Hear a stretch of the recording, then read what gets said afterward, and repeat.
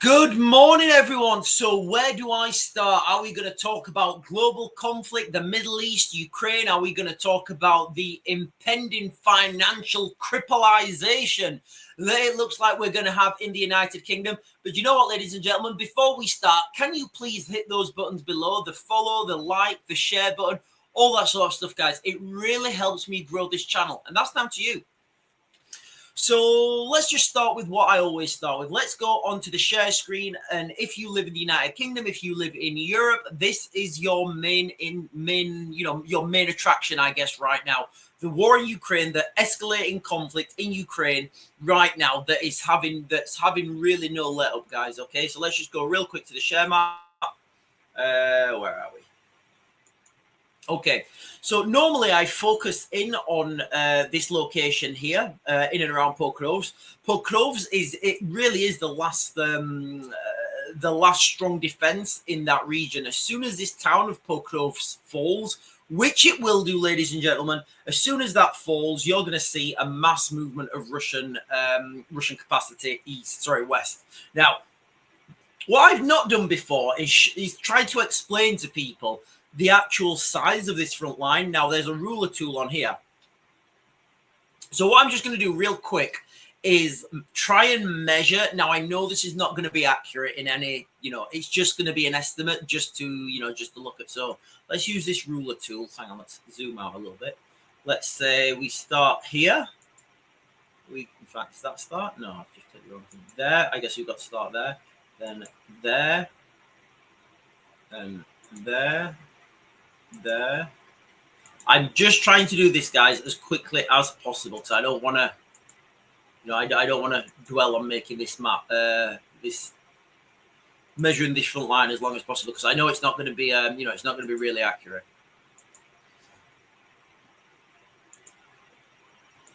Now that goes into the water. Do we count the water? Yeah, I guess it is. It's a front line, isn't it? There's naval assets that can assault that peninsula there. So let's go there.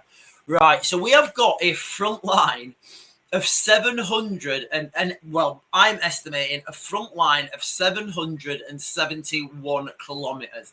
Ladies and gentlemen, just try and contextualize that. That is like defending a front line the length of the United Kingdom from basically the south end of Britain. No, it's just less. But the size of that front line is absolutely huge. 771 kilometers. That's what I'm estimating. Realistically, it's probably a little bit longer because I've not been able to go into all the nooks and crannies. But let's just call it 770 kilometers, just for argument's sake, guys. I know it's more than that. Can you imagine the type of manpower, the infrastructure, the logistics that are needed to cover this front line? And this is why people say to me, oh, but sure, NATO have got all this cool stuff. I'm saying, yes, that is fine. But this conflict here, it's a numbers game, guys. That is what it is. It's surely a numbers game. The Russians have more numbers. Right, let me turn that off. Right, let's zoom in. So as normal, guys, we're going to go on this location in around Pokrovs here. Valyeka, Novosilka, that's already fallen.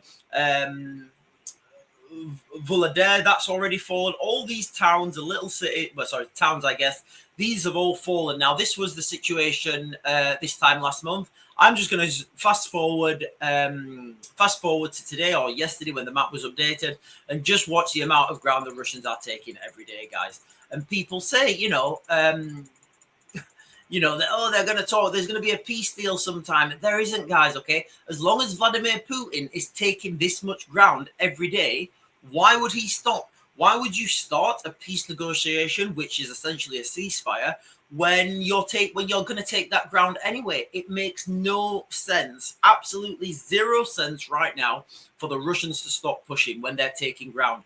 I've talked about this many, many times. You only get peace talks or a ceasefire negotiation, especially a ceasefire negotiation, where both sides are at an impasse and both sides agree that they're at an impasse. Right now, does it look like the Russians are at an impasse? Absolutely not. So the British Prime Minister yesterday, he gave a speech while I was on a live stream. I was trying to get a real-time update on that, but it was very difficult because I just couldn't do it. Now, it's come out in the main, well, it's come out actually from the on the gov.com website his transcription, as it always does. Now, I just want to read to you a little bit of this transcription. But before I do that, how many times have I sat here and said, us Europeans, the European Union, led by the United Kingdom, need to pull our big boy pants on and deal with this threat in Europe? Because you know what? It's not an American threat. Why do the Americans have to get involved?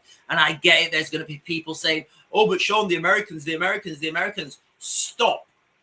All right? We've got our own big boy pants. We've got our own militaries. We've got our own stuff. We need to deal with this. It's got nothing to do with America, and if the Europeans, led by Britain, had have had a stronger stance years ago, we wouldn't be in this, we wouldn't be in this problem right now. We wouldn't have this Russian problem.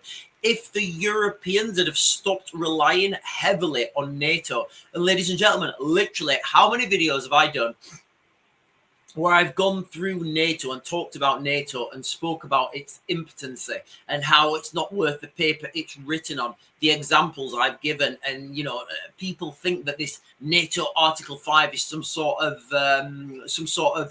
degree of protection. It offers no protection to no one, not even, and the problem with NATO is it was written, the, what they call Articles of Association, were written in a different time. They were written before intercontinental, intercontinental missiles. Well, I guess ballistic missiles were used in, conventional warfare. It was written before, before the mass scaling of unmanned aerial vehicles. It was written when the world was a totally different place. So these articles of memorandum, basically NATO 5, where, an attack on one member state is deemed an attack on all member states. Ladies and gentlemen, it's not worth the paper it's written on. So anyway, but how many times, ladies and gentlemen, have I said, that Britain, the European Union, needs to pull their big boy pants on and deal with this threat? Well, it turns out Keir Starmer here. So this is the speech from Keir Starmer. That I'll put this in the link in the description. So this is Keir Starmer's full statement. Now you can read the whole statement yourself. Where have we missed it? Right. Okay. So again, how many times have I said that? And here we are, Keir Starmer. And remember, this is probably, in fact, I would argue that Keir Starmer had nothing to do with writing this speech, but somebody in government has wrote this speech saying European countries must do more for their own defense. Like, how many times have I been saying this, ladies and gentlemen? So when I say things like the world is heading towards a global conflict on an industrial scale, kind of has more credibility now. And each time one of these things I'm saying happens and you see it in the news, you can see this now unfolding in front of you in real time. The people were asking me what I thought of what's happening in Germany. Guys, what's happening in Germany is pretty wild at the moment. So the Germans had an election on when was it, Sunday. Now, as a fallout of that, of that election, the German what's his name, the next German leader, do they call him the Chancellor or something? Frederick Merz or something. I think it's Frederick Merz. He's come out basically. Well, I'll just read this, guys, and then I'll put this link in the description. Within hours of his party winning national elections, Frederick Merz, Germany's presumptive next leader, offered a bombshell on national television.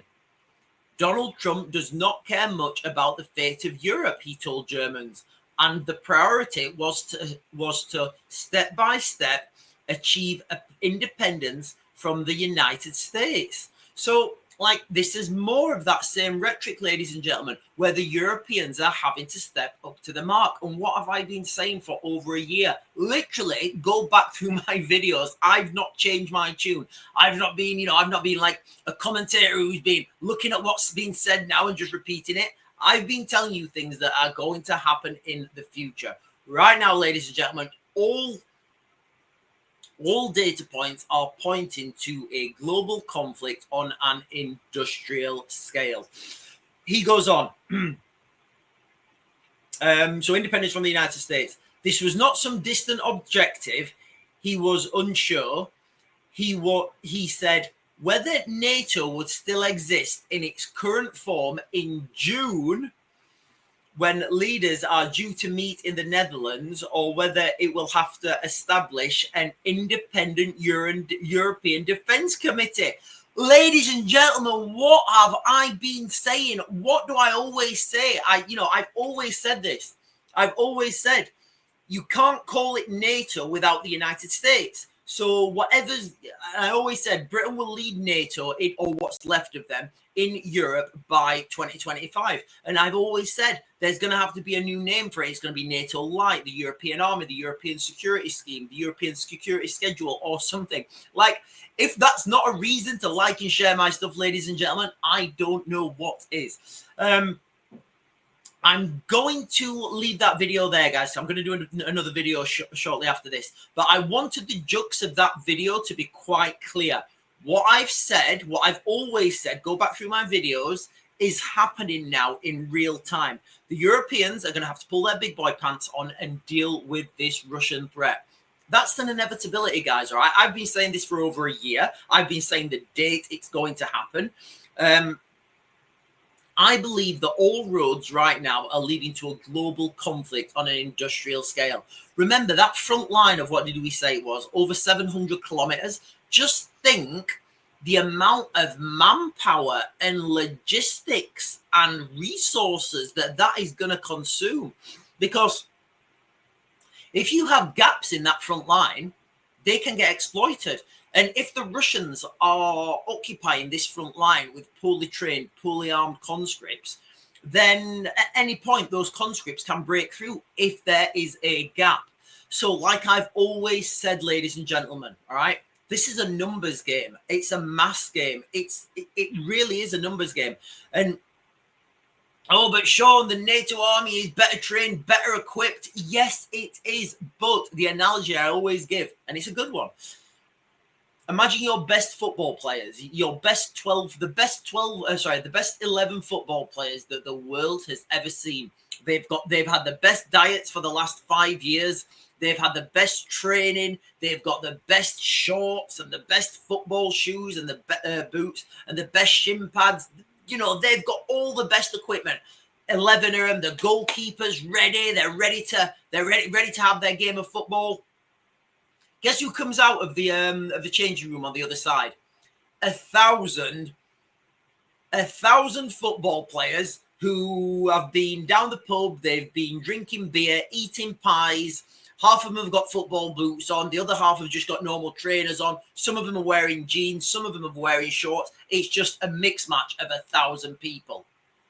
Who's got the best football team? You could argue that the best 11 are the best football team. I could get that argument. But who's going to win realistically? Who is going to put that ball in the back of the net more times? Ladies and gentlemen, it's purely a numbers game, okay? That front line, it's going to take some manpower to secure that front line. It's going to take some resources. And this is what I keep saying. The European Union, the Europeans need to pull their big boy pants on and deal with this. Because like I've always said, from over a year ago, we're getting this divergence now. The United States are going to go into the Middle East, March 2026. And again, we're going to get closer to March 2026, and you're going to see the build-up, and people are going to be thinking, and then other people are going to be talking about it then. But remember, I've been talking about this since 2023, when House Resolution 559 was written in the United States. Anyway, guys, listen. Crux of this video is things are moving forwards in Europe. Peace deal, peace negotiations, mineral deals. I just don't see it on the cards, ladies and gentlemen. Look at the Europeans, what the Europeans are saying. How many times have I said this? Donald Trump's going to say something like, I gave the Europeans a real good deal. I gave Zelensky a great deal. It was one of the best deals. Everybody's talking about it.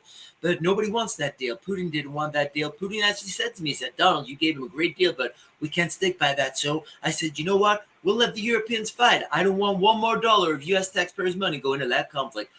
Or something to the words of that effect at some point in the near future. Ladies and gentlemen, I'm going to max your grid. I'll get you guys another video later.